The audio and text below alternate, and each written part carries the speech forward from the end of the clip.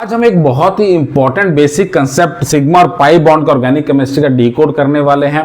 हमें पता है कि कार्बन का एटॉमिक नंबर होता है 6। इसकी इलेक्ट्रॉनिक कॉन्फ़िगरेशन की अगर मैं बात करूं तो आउटर शेल में 2s 2px 2py 2pz में एक एक अनपेयर्ड इलेक्ट्रॉन होता है। अब जो सिग्मा और पाई बॉन्ड का जो कंसेप्ट है वो सारा का सारा डिपेंड करता है कार्बन कौन सी हाइब्रिडाइजेशन के अंदर जा रहा है। सपोज अगर कार्बन sp हाइब्रिडाइजेशन के अंदर जा रहा है तो एक s और एक p मिलकर दो sp की हाइब्रिडाइज्ड ऑर्बिटल बनाएंगी और हमारे पास py और pz जो है अनपेयर्ड इलेक्ट्रॉन के साथ खाली बचेंगी, दो ऑर्बिटलें p की हमारे पास खाली बचेंगी। सिमिलरली अगर sp2 हाइब्रिडाइजेशन के अंदर जा रहा है तो एक s और दो p मिलके हमारे पास तीन ऑर्बिटलें बनेगी sp2 की और एक ऑर्बिटल पाई की हमारे पास खाली बच जाएगी। और अगर sp3 हाइब्रिडाइज्ड कार्बन में है, अगर कार्बन एक s और तीन p मिला के sp3 हाइब्रिडाइजेशन के अंदर जा रहा है तो हमारे पास पाई ऑर्बिटल एक भी नहीं बचेगी।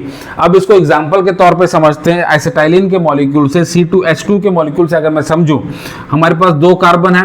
अब कार्बन के पास मुझे पता है ये एसिटाइलिन का कार्बन जो है दोनों कार्बन sp हाइब्रिडाइजेशन के अंदर जाते हैं तो दो ऑर्बिटलें होंगी sp की, इस कार्बन की दो ऑर्बिटलें आ गई sp की। सिमिलरली इस कार्बन की sp की आ गई दो ऑर्बिटलें।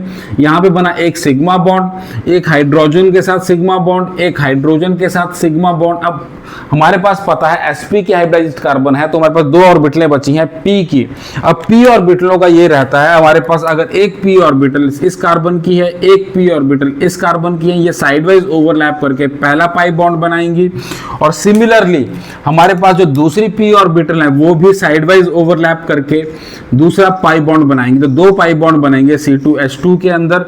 इस तरह से आप सिग्मा पाई बॉन्ड बनते हैं। अगर आपको कोई भी डाउट है, कंसेप्ट में कुछ भी डाउट है तो कमेंट करके जरूर पूछिएगा। और आप इथाइलिन के मॉलिक्यूल में मुझे बताइएगा कितने सिग्मा बॉन्ड बनेंगे, कितने पाई बॉन्ड बनेंगे।